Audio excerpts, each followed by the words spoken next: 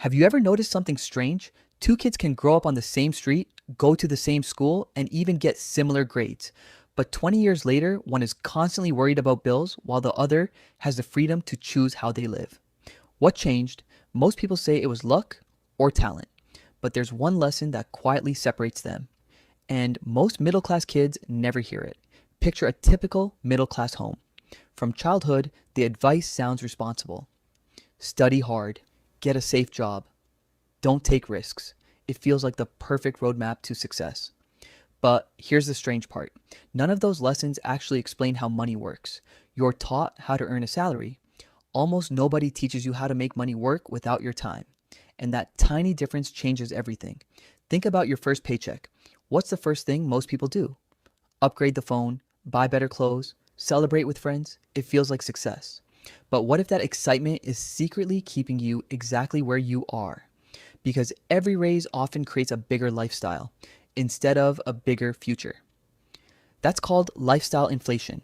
The more you earn, the more you spend. So even though your income grows, your freedom doesn't. Now, here's something even more surprising. Middle class families usually celebrate being busy, working late, taking overtime, always staying occupied.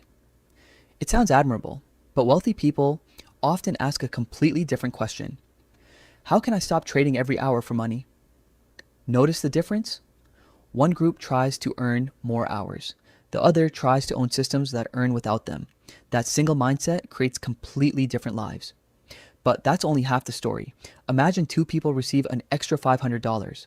One buys the latest phone, the other buys something that pays them back every month. A small investment, a skill, a business, even a simple digital product.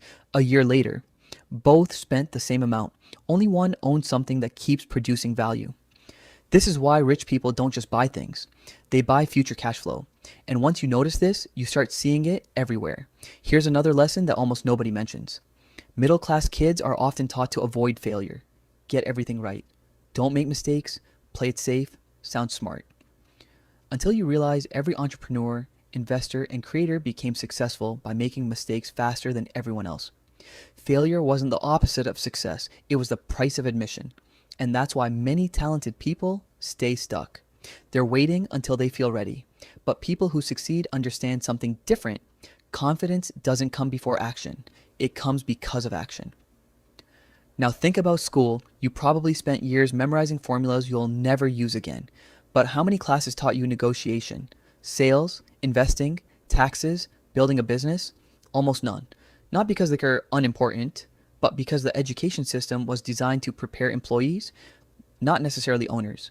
And once you see that, you stop expecting school to teach everything you need. Instead, you become responsible for your own education. That's where everything changes. The biggest advantage successful people have isn't a higher IQ, it isn't richer parents, it isn't even luck. It's that they learned lessons outside the classroom while everyone else stopped learning after graduation.